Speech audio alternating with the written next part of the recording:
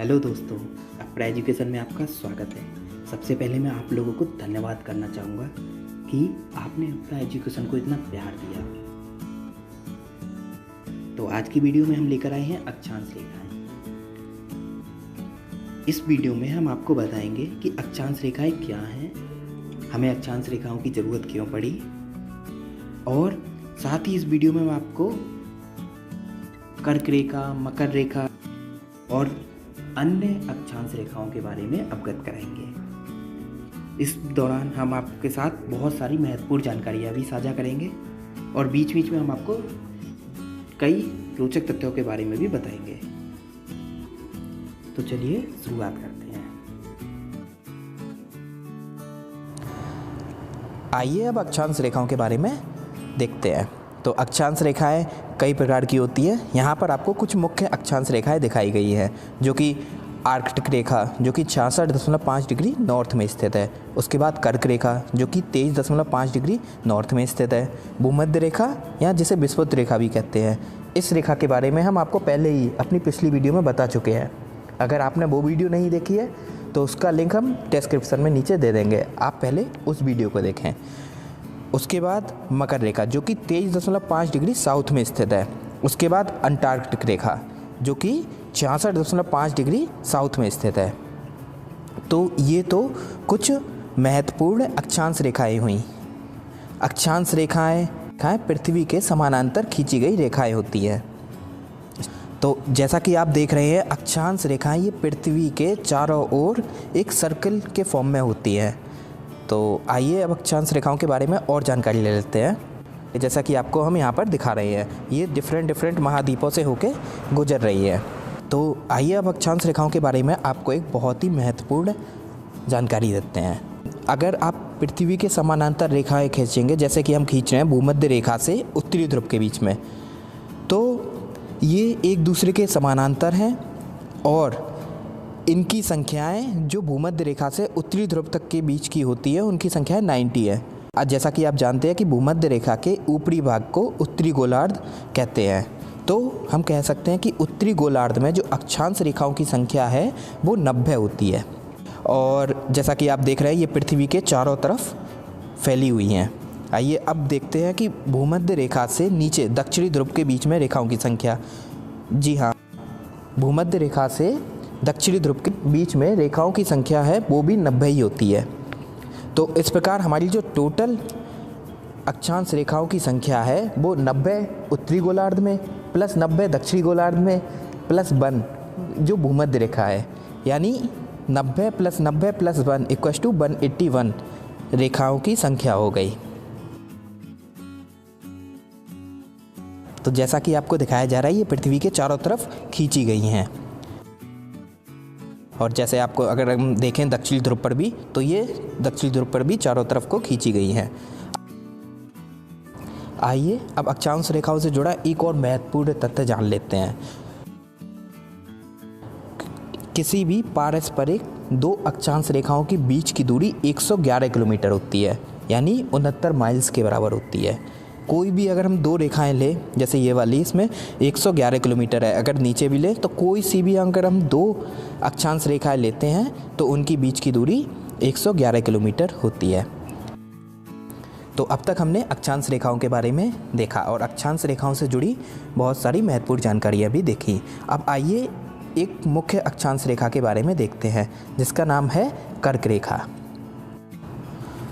तो बहुत से दोस्तों ने अनुरोध किया कि कर्क रेखा तथा मकर रेखा पर भी वीडियो बनाई जाए, तो उनके लिए ये वीडियो बनाई गई है। इसमें मुख्यतः हम कर्क रेखा और मकर रेखा पर ध्यान देंगे।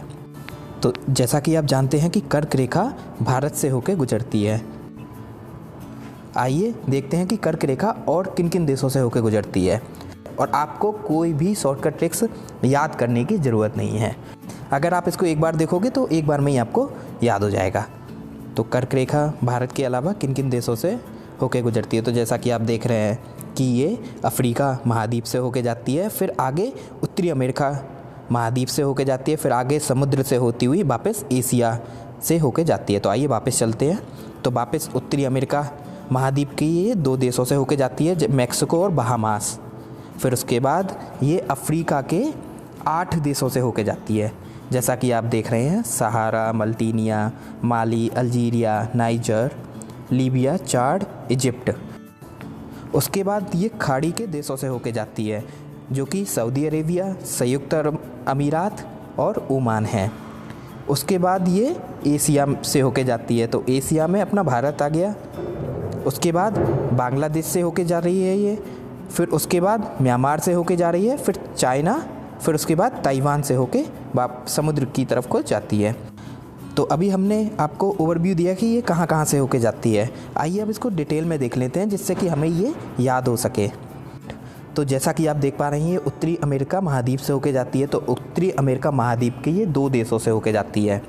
पहला देश मैक्सिको और दूसरा बहामास। कितना इजी है इसको याद करना कि उत्तरी अमेरिका के 2 देशों से होके जाती है, एक मैक्सिको और दूसरा बहामास। फिर आगे देखते हैं कि ये और किन देशों से होके जाती है। तो आगे आता है अपना अफ्रीका। तो अफ्रीका के ये 8 देशों से होके जाती है। तो देखते हैं कि अफ्रीका के ये किन 8 देशों से होके जाती है। तो सबसे पहले आ गया अपना पश्चिमी सहारा। पश्चिमी सहारा, जैसा कि आपको पता है कि ये मोरक्को द्वारा इस पर दावा कर दिया गया है। उसके बाद ये मलितीनिया से होके गुजरती है।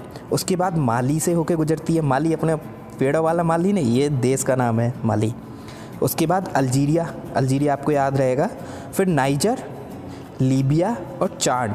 चाड चांद वाला चांद नहीं है, ये चाड है, ध्यान से देखो।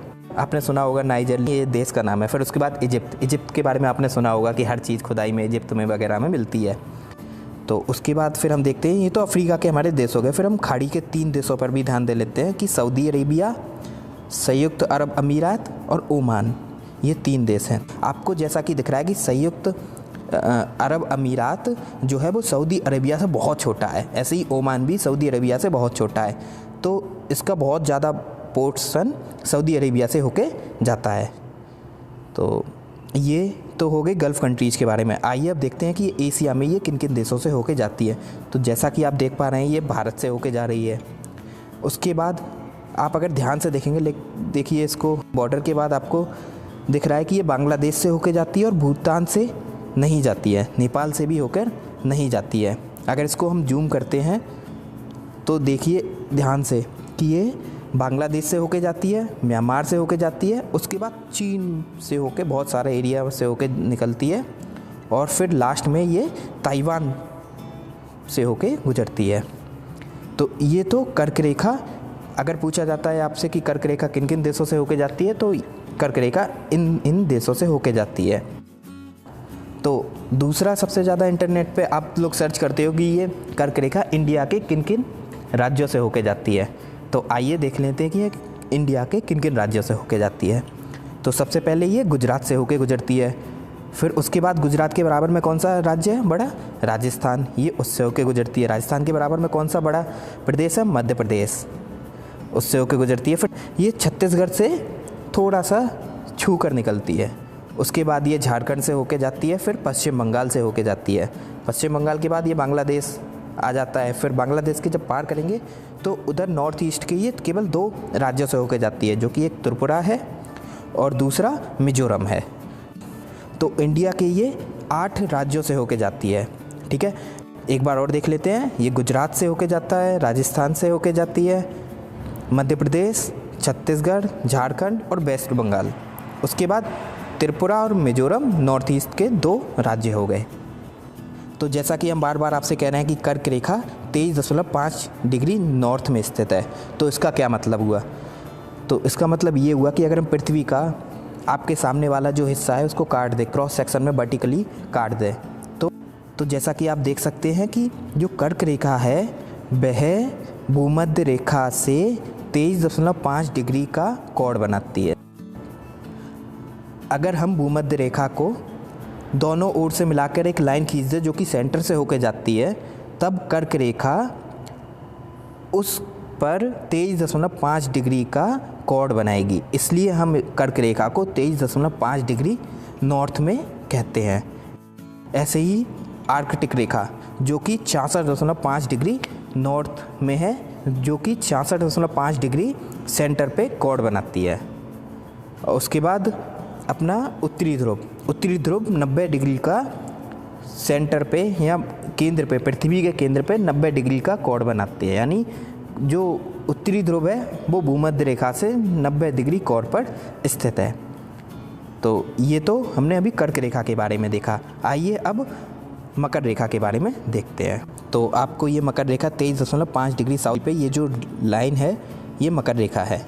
और ये मकर रेखा किन किन महाद्वीपों से होके जाती है? तो ये सबसे पहले ऑस्ट्रेलिया से होके जाती है, उसके बाद अफ्रीका से होके गुजर रही है, फिर उसके बाद दक्षिण अमेरिका से होके गुजर रही है, यानी उसके बाद पानी से होके गुजर रही है। यानी जो मकर रेखा है वो 3 महाद्वीपों से होके गुजर रही है। ऑस्ट्रेलिया से होके गुजर रही है, अफ्रीका से होके गुजर रही है और उसके बाद दक्षिण अमेरिका से होके गुजर रही है।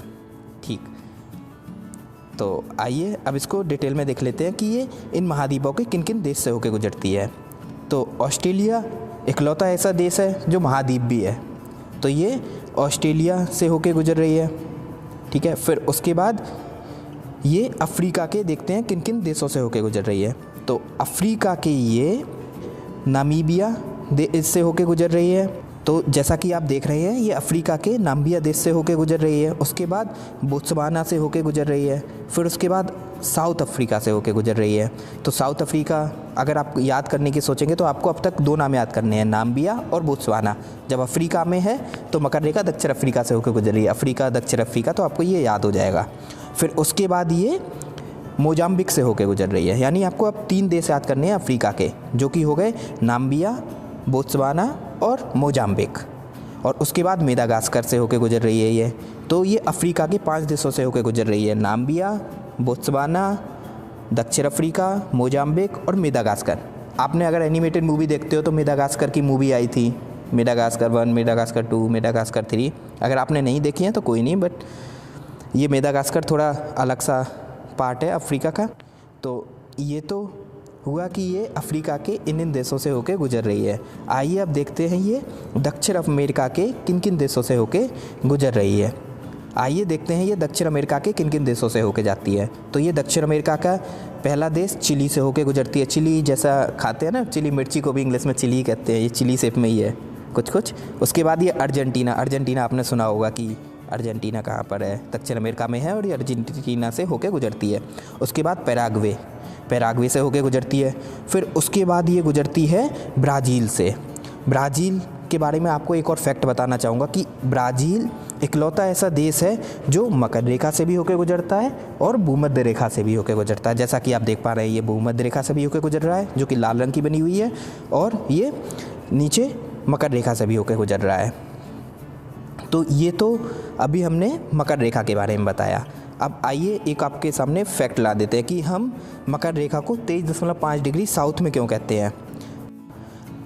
अगर हम भूमध्य रेखा पर सीधी हॉरिजॉन्टल लाइन खींचें तो ये लाइन पृथ्वी के केंद्र पर उस पर 23.5 डिग्री का कोण बनाएगी, इसलिए इसको मकर रेखा कहते हैं, जो कि 23.5 डिग्री साउथ में है। उसके बाद अंटार्कटिक रेखा 66.5 डिग्री का केंद्र पर कोण बनाती है, इसलिए इसको 66.5 डिग्री रेखा भी कहते हैं। उसके बाद दक्षिणी ध्रुव, जो कि जैसा कि आप देख पा रहे हैं 90 डिग्री का कोण बनाता है। उसके बाद मैं आपको एक और फैक्ट बताना चाहूँगा कि जैसा कि आप देख रहे हैं कि हमने रेखाओं के रंग डिफरेंट रखे हैं, भिन्न प्रकार की रेखाओं के रंग रखे गए हैं यहाँ पर। तो नीला रंग ये दर्शाता है कि नीले रंग के ऊपर, यानी आर्कटिक रेखा के ऊपर और अंटार्कटिक रेखा के नीचे बहुत ज़्यादा ठंडी पड़ती है, ठंडे प्रदेश है। उसके बाद कर्क रेखा का रंग हमने तो हल्का लाल रखा है, पीले जैसा रखा है, क्योंकि यहाँ पर दोनों तरीके के मौसम मिलते हैं, कर्क रेखा पर भी मकर रेखा पर भी। और जब हम भूमध्य रेखा पर आते हैं तो इसका रंग हमने लाल रखा है। ये दर्शाता है कि यहाँ पर गर्मी बहुत ज़्यादा पड़ती है। अगर आप ये वीडियो एक बार और देखेंगे तो आपको विजुलाइज हो जाएगा, अच्छे से याद हो जाएगा। कृपया अपना कीमती सुझाव कमेंट बॉक्स में ज़रूर दें, ये हमारे लिए बहुत महत्वपूर्ण है। अगर दोस्तों आपको ये वीडियो हमारा पसंद आया हो तो कृपया चैनल को सब्सक्राइब करें, जिससे कि हम आप तक अच्छी वीडियो पहुंचा सकें। धन्यवाद।